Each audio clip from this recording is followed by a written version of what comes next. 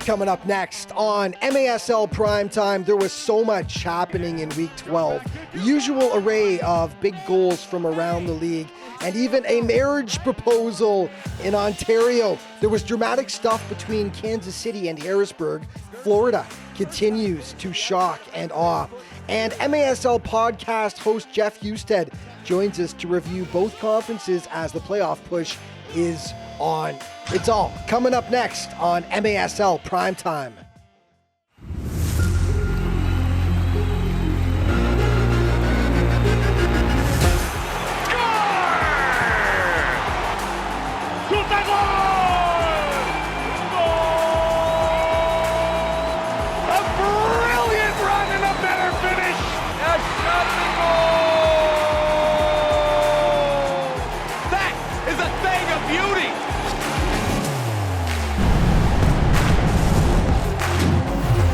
This is MASL Primetime. Welcome back, everyone. I'm Alex Bastiavansky. The Florida Tropics entered this season projected to be one of the most improved teams in the MASL, with some big free agent signings complementing an already solid base. It was thought the Tropics could do some damage. I'm not sure if anyone thought they were going to be this good, though. Through 11 weeks of play, they'd shot to the top of the Eastern Conference standings, having taken down MASL powers Milwaukee and Baltimore in the process. Well, Saturday presented a new challenge as they got to test themselves against Western power San Diego. Highlights in this segment are brought to you by Miter Soccer. Miter is the official soccer ball of the MASL. San Diego is a traditional MASL power. Florida, not so much. So this was a great test for the Tropics, and they passed with flying colors. Drew Ruggles makes it 1-0 for the home side. The blue and gold equalize in the second. Taylor Bond, roof daddy. Nothing Hugo Silva can do about that one. It's 1-1. Second half, Victor Pereras took over for Florida. First, he pounds the shot past Pardo to make it 2-1. Soon after, Anthony Arico gets chopped down by the keeper, so penalty kick is called. Pereras takes it, and beautiful moves as he adds another tally for FLA. With the score 3-2, Matt Clare rips home the pass from Gordy Gerson, and then some textbook arena soccer from the Tropics off the boards to Clare once again. There was plenty to celebrate in Lakeland on this day. That is another statement win for this Tropics team who shot to the top of the Eastern Conference. Okay, the Milwaukee Wave hosting the Harrisburg Heat. Marcio Lete gets the ball rolling for the Wave in the first quarter as he knocks it past Jesus Molina. And then one of the goals of the week in the second quarter, Derek Huffman off the glass to Andre Hain. That is how you get it done in arena soccer. 2-zip in the fourth quarter, up 4-2. Max Ferdinand hits it past Molina. The Wave up 5-2 at home. What could go wrong? Everything, as it turned out. William Eske makes it 5-3. 4 minutes later, Malcolm Harris follows up and draws to within one. And then gorgeous passing as Daniel Villela and Dom Francis hook up. Tied game. Then, with just over a minute to go, Marcel Berry pots the winner for Harrisburg. Massive comeback, massive win by the Harrisburg Heat, who stormed back in Milwaukee to take down the Wave on their home floor, no less. Ontario hosting Mesquite, and the Outlaws have struggled lately. They'd lost 4 straight heading into this one, and things got no better. Justin Stinson draws first blood, 8:16 in. Late in the quarter, Juan Gonzalez hammers it right up the middle. No fancy stuff needed. It was 2-0 Ontario. A second quarter, Thiago Gonzalez finds the back of the net to make it 3. And yeah, Thiago celebrates in style. Are we seeing a proposal I live think so. right now on MASL TV? Look at the youngster bringing out his phone as he's proposing to his girlfriend, and it looks like it's a yes. Tough to beat that celebration. And then it's Frank Taiyu doing what Frank does. That is a thing of beauty. Top corner with the wicked shot. The Fury would add 3 more as they take this one 7-0. Chris Toth, the keeper, a happy man afterwards. We've really been going over a lot of offense, and, the defense, stood out as well, and the offense quick, so, it looked good tonight. Utica City hosting the Rochester Lancers, and it didn't go so well for the visitors. 35 seconds in, Nate Bordeaux slides one past Marcelo Moreira to give them the early lead. They keep coming in the second. Juros Momic top shelf to make it 2-0. They made it 3, and then Bo Jelovac with the soft touch. And they were rolling up 4-0, and Jelovac wasn't done. He squeezes this one past the keeper. 5-zip UCFC at the half. The Lancers got one back in the third quarter, and then Rafa Godo rips another past Matt Perella. UCFC just way too much on this day, though, as the Blues cruise to an 11-3 win over the visiting Rochester Lancers. Okay, let's take a look at the points leaders in the MASL through 12 weeks of play. Leo Gibson leading the way still with 43, followed by Nick Pereira, Enrique Cañez, Vinny Dantas, Brian Aguilar of Monterey, and Frank Taiyu of the Ontario Fury.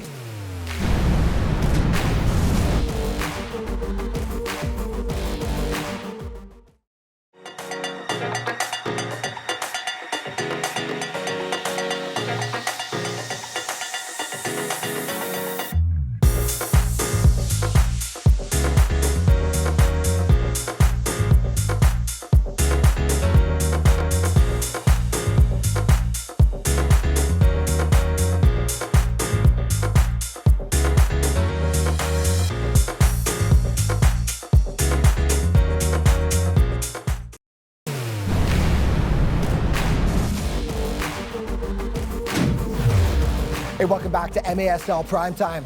The Sonora Soles made their return to the league this season after taking a hiatus for 1 year, and the Suns really have been competitive right from the get-go. Heading into Week 12, they sat in the fourth and final playoff spot in the Western Conference, but they've got Ontario and Tacoma breathing hard down their neck, and since it looks like the battle for that postseason berth is likely going to go right down to the wire, they couldn't afford to take the struggling Dallas Sidekicks lightly last weekend. Dallas has shown it does have the ability to pull off an upset despite its subpar record. Down 3-1 in the second quarter, Philippe de Sousa bangs home a rebound to pull the Sidekicks to within 1.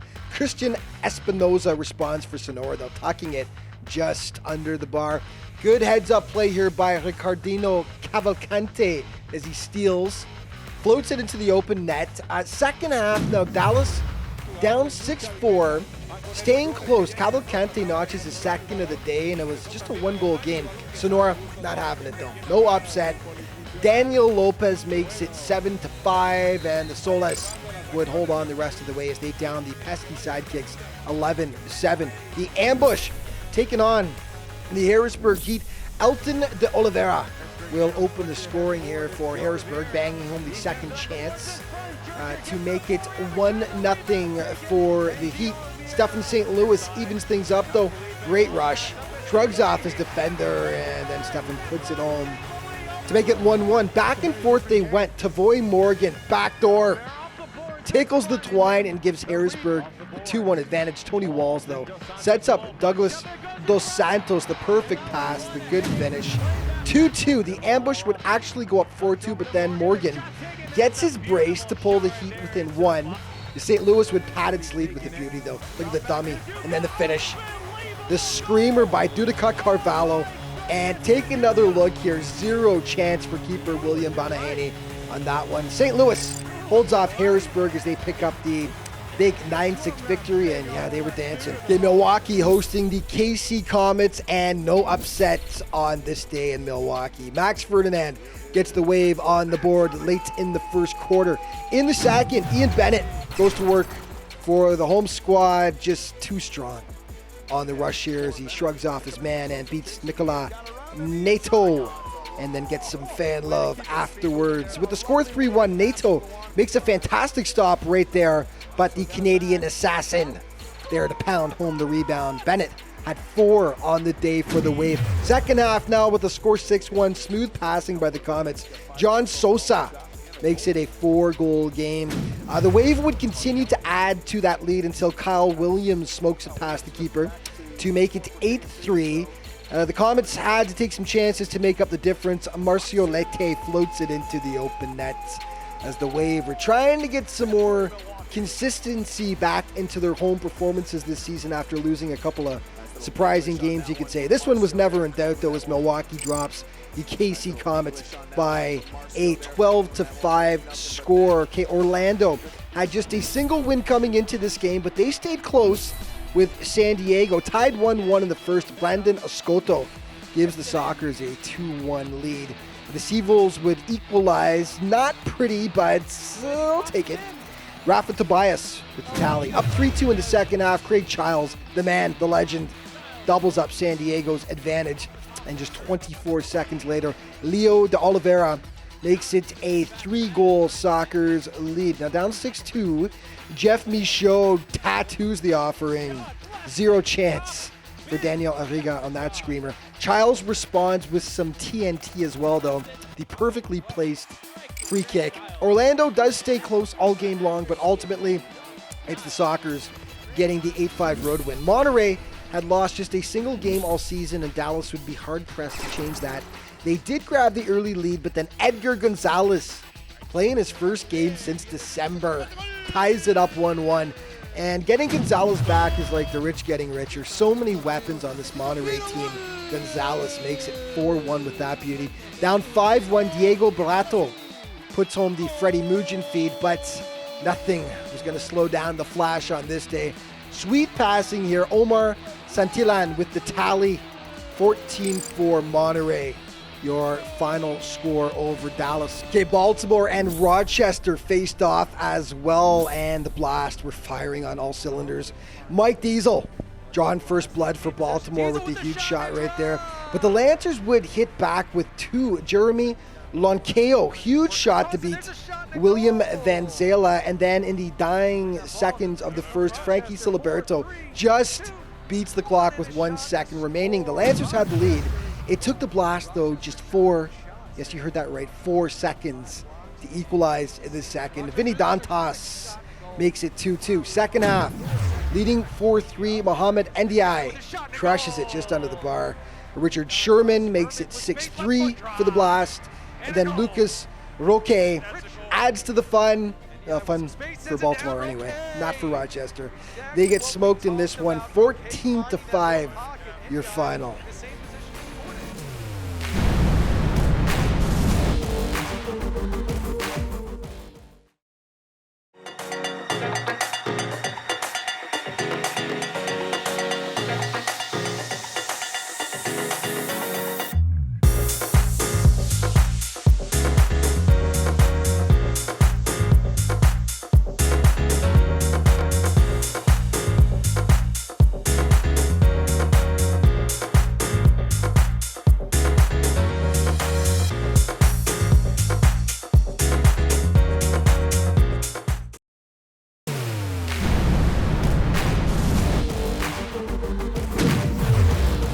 Hey, welcome back to MASL Primetime. We are through 12 weeks of play now, which really is as good a time as any to take stock of what's happened in the league so far this season. And here to do that with me now via Skype is the host of the weekly MASL podcast, Jeff Husted. Welcome back, Jeff. No, thanks, Alex. Well, thanks for having me back on. Absolutely. Well, you're the guy to talk to about this. The last time we did this actually was after 1 month of play when things were really kind of just getting started, right? A lot's happened, obviously, since then, and we're able to get a better feel for sort of who's a contender and who's a pretender at this point. So let's start with a quick look at the Eastern Conference standings here through 12 weeks of play. Florida leading the way. And Jeff, just looking at how the teams are stacking up here, give us your thoughts. What's the first thing that pops to mind? Well, you know, they're standing out, but behind them, you got a couple log jams. You got Utica and you got Milwaukee kind of fighting for that second spot. But then the fourth spot, you know, who's that going to be? It's going to be Harrisburg, it's going to be Baltimore, is it going to be St. Louis, is it going to be Kansas City? Any of those 4 teams is going to be fighting for that 4th position. And there's a very real possibility that for the first time in my memory, we could have a playoffs without the Baltimore Blast, which is amazing to me. It'd be, how disappointing that would be for the city of Baltimore, having such a powerhouse team for all these years. I think they're really going to turn it on down the stretch, but we'll talk about that later on. Let's skip to the West. A look at the standings here with Monterey leading the way. What's the first thing that really hits you about the West? You know, Monterey and San Diego, top of the class there. And then it's another logjam right there with Sonora, Tacoma, Ontario, any of those three teams. And then Mesquite, who started out so strong, they've kind of faltered a little bit coming down the stretch here. But then you got to wonder, is it because the teams have a book on them and they kind of know what to expect? Or is it because they just hit that mid-season lull that sometimes teams get, and then they'll start the postseason push? With a coach like Tattoo, you got to think that they're going to put it together and make a run towards the end. So, whereas the East, you've got a logjam really for that fourth spot. It's third, fourth, and even a little bit second if San Diego falters at all. Yeah. In the West. Yeah, agree though. Mesquite they haven't played like an expansion team. They've been really quite impressive so far this year. Monterey, to stick with the West for a second, utterly dominant up to this point. Did you expect the Flash to be as good as they've been this season? Monterey's just been consistent since the get-go. They're very good. They come out with solid play every week. And I heard somebody talk about it on a broadcast this week. They're non-traditional for indoor soccer, where you'll have guys post up and be a target player in most teams. They just send wave after wave after wave of players towards the offense. And as a defense, it's hard to mark up against that and hard to know what you're going to face even from play to play. Right. Do you think they have the most depth offensively of any team in the league? Offensively, yes. Yeah. You can go down their roster and they've got scorers, 7, 8 deep. Whereas some rosters, you've got 2 or 3 guys that you can count on just to be scorers. Yeah. Yeah, agreed. No. Back to the East, though. The Florida Tropics, 13-1 so far. And, while Monterey is a traditional MASL power, the Tropics are not. And they made some key signings in the offseason. So we all knew they were going to be much more competitive this year, but they've been just almost unbeatable, haven't they? They have been, and it's been great to see them to work together, and their pieces are just interchangeable. Whether it's Gordy Gerson, who's come back from injury and he's playing well, Victor Pereira's, all those guys, we're working together in a way that I didn't think a lot of people even knew was possible when you put that many superstars together. Yeah. I'm going to put you on the spot. We've got about a minute and a half left here. So if the regular season were to end today, who, Jeff Husted, would be your choice for MASL MVP? So that's a loaded question. It is. Because it's always a thing there. Are you talking about the best player in the entire league? Or to their team. Or the player who's most valuable to their team. So, in either case, you got to look at guys like Leo Gibson, Nick Pereira, those guys who, and I think you've talked about it before, they don't have the supporting cast around them that maybe they've had in the past, or a superstars team, but yet they've propelled their team into the playoff conversation every week. Then you got guys like Frank Tayu, who's probably in the same boat, but then in Sonora you got Enrique Cañas, and you probably got about 3 or 4 guys from Florida and Monterey that you could put into that mix. So I'm going to say I'll see at the end of the year. You'll see at the end of the year. You're going to put it off a little bit, but what you're saying is true. But of course, when you look at a Leo Gibson, you look at a Nick Pereira and a Frank Tayu, all guys who are up near the top or at the top of the MASL scoring race, despite having the lack of a supporting cast offensively, says something, doesn't it? It's sure pretty does. amazing that they put up those point totals, yeah. But we're almost out of time. So I'm going to have you on again, and then I'm going to make you actually answer the question fully at the end of the season, okay? Okay. That's truly putting you on the spot. But hey, listen, love the MASL podcast. Keep it up, my friend, and we'll chat next time. All right, great. Thanks, Alex. All right, more MASL Primetime coming up in just a second.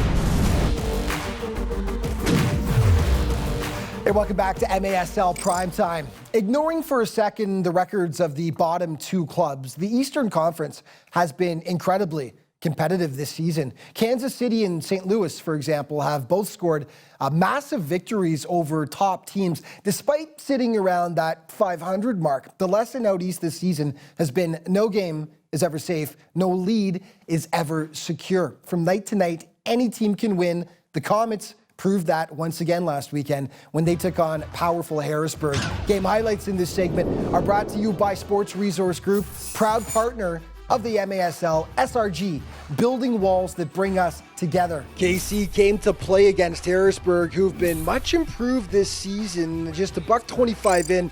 Robert Kelly, gorgeous left footer that beats William Banahaney, and it's 1-0 for the Comets. It takes the Heat just 23 seconds to respond, though. Marcel Berry on the doorstep knots it up at 1 apiece. Let's skip ahead to the fourth. Tied 4-4 at this point. Nelson Santana gives Harrisburg the 1-goal advantage, but with time winding down, Lucas Rodriguez pumps it into the net and sends this one to overtime, where the finish was crazy. Gibson shoots. Oh, the ball out front loose. Oh, with 3 seconds left, driven back in there, and it goes in! It goes in! It goes in the final seconds! It goes in, the Comets win! Unbelievable! How did that happen? 1 second left in overtime. Insane. Tacoma hosting Turlock. Big crowd on hand to cheer on the hometown Stars, and they loved what they saw. Nick Pereira had a huge game for Tacoma. Shocking, eh? 37 seconds in, he breaks the ice, making it 1-0 for the Stars. Later on, Alessandro Canali lays it off for Michael Ramos, and Ramos makes it 2-0 for Tacoma. This one is an absolute beauty. The passing, the boards use, the finish. Pereira again. 3-0 Stars. Second half, Tacoma leading 6-0 now. Adrian Gutierrez finally gets Cal on the board as he breaks the shutout, sliding it past keeper Danny Waltman. Tacoma was just clicking on this day. Corey Keats to Alex Megson. Beautiful arena soccer all around. Nick Pereira, happy to get 10 goals. Happier, though, afterwards, just to get the W on this day. The most important number on that board is that there's more of ours than there is theirs. So if it was 10, great. But again, really good crowd, good positive crowd, and everyone's excited. So we were excited too. Baltimore was hosting the Orlando Seawolves last weekend. They were banging the drum to get the home team going in Baltimore. But it's the Seawolves that draw first blood. Rafa Tobias gets it going for Orlando just 25 seconds in. And then it's Ryan Sandage back for Jeff Michaud. And he will hammer it home to make it 2-0 Orlando. Could an upset be brewing? Nah. Beautiful passing here. Jonatas Mello to Mike Da Silva to make it a 2-1 game. And then Vinny Dantas in his office at the side of the net evens it up to 2. Lucas Roque feeds Jamie Thomas. 3-2 blast after 15 minutes. Vinny Dantas just unstoppable when he gets going. Top shelf. Baltimore recovers from its slow start and cruises the rest of the way, taking it 14-3. Okay, let's check out the naughty list for Week 12, and there was some stuff. Now, keep your eye on Ty Hall here of the Harrisburg Heat. This was against Kansas City, as he gets a 1-game suspension for a headbutt against the Comets, and that caused quite the melee in KC. Okay, the team of the week for week number 12, and it is Gibson of the Harrisburg Heat, Vinny Dantas, Daniel Villela, Michael Ramos, Douglas Dos Santos, and keeper Chris Toth of the Ontario Fury. And our Sport Turf Primetime Player of the Week, and it is Douglas Dos Santos, the defender for the St. Louis Ambush, who had a great game against Harrisburg, obviously great on the back end, and also added 2 goals against the Heat to give the Ambush the big victory. Congratulations, Douglas. And our Primetime Plays of the Week, starting with number 5, it's Passing Perfection by the Tacoma Stars. Tic-tac-toe, Nick Pereira with the big finish. Number 4, Craig Childs of San Diego, the scintillating strike from another zip code against Orlando. Number 3, Judica Carvalho of St. Louis. This thing was on a rope. Absolutely gorgeous shot as the Ambush took down Harrisburg. Number 2, Frank Taiyu. How many times have we seen him do this? Doesn't matter where Frank is on the pitch. Give him an inch, and he will take a mile. And number one, Derek Hoffman to Andre Hayne of Milwaukee. I'm not sure if the pass or the finish is better, but they are both insane. That's as good as it gets. And that is our prime time play of the week. And that's it for this week. All out of time, but just a reminder, MASLsoccer.com is your home base for absolutely everything in the Major Arena Soccer League, and there's all kinds of other social media to keep you up to date as well. Thank you so much for watching. We'll see you next week.